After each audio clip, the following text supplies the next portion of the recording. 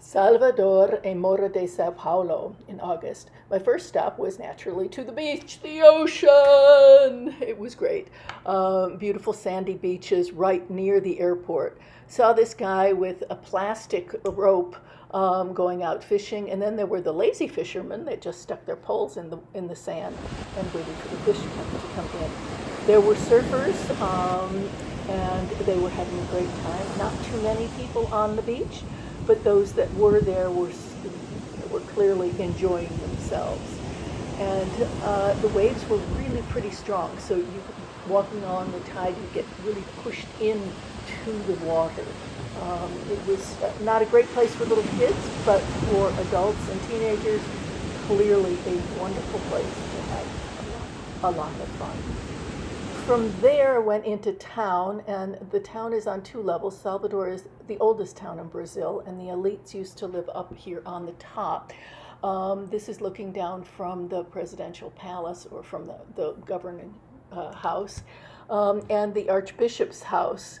In the archbishop's house, there are these images of how they converted the innocent people and those who did not have the good word. And there is no sense of shame. There is just nothing but gold and opulence and the Catholic Church's power that is coming out from this church. Next door, however, is the Afro-Brazilian Museum, and they have images of the Orishas in there. It's quite nice. Back on the square of the Plaza de Jesús, there is at the end the Dominican church with that incredible ceiling, and what I hadn't seen before, the saints tied up to a cross. Next door, down a little plaza, is the Franciscan church, and this is known for its ajuli tiles in the courtyard that tell the story of how the sin of money. And yet you go into the church and it's nothing but gold and ajuli tiles. Now remember, this is a church for the Franciscans who have taken a vow of poverty. Around the back is a local saint with a lock on her mouth and a chastity belt. This is Jorge Amado's house, and the view from his house looking out over the plaza. The next day, I went to a series of museums, the first of which was the Carnival Museum, and this one is actually very good. It tells a whole story of Carnival. Going down the elevator for 15 cents, you come to the main plaza and modern art along the coastline to get to the Modern Art Museum. And there is a little beach, and this is the view from the little beach at the Modern Art Museum. Going back up into town, this is the view from my room. From there, the next day, I went on to Morro de Sao Paulo. The first stop was across the bay to an island, and then we had to take a long van ride to get to the island. At the top of the island is a church. From there, you walk down through the center square, and then go and pass lots of fruit stands, and this is for chocolate. Go by shopping, lots of shopping, until you finally get to the beach. This was not what I had expected. There is an overlook, and I took this next video. At the second beach of Morro de Sao Paulo, and obviously the tide is out. It is winter down here, so it's not a beautiful sunny day. It is nonetheless pretty gorgeous.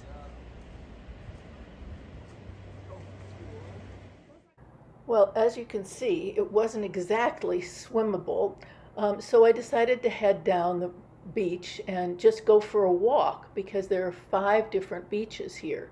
And I wondered how they got the transportation for the luggage from one place to the other, and those little horse carts were what was doing it. They would go across the beach because there's no cars allowed here.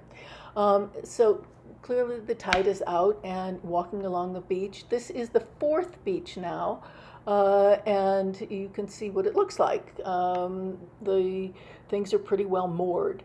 You couldn't get across the bay or across the island. It wasn't really allowed, but you could walk down the beaches. And here's the mangroves between 4 and 5.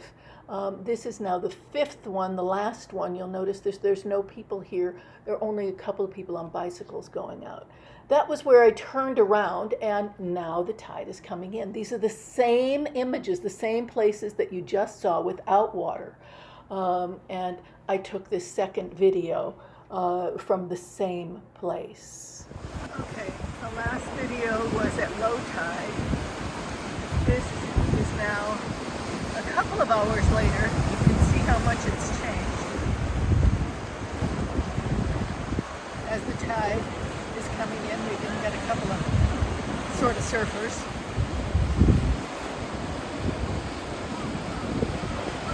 Very, very different from what it was just 3 hours ago. But you can also see how shallow this is from the first video. That, but now it's sort of swimmable. For those who did get caught on the rocks, there is this floating ambulance. This brings us now back to Veracruz, not in Mexico, but in Brazil, and the trip back. This is the full moon over Salvador on the last night.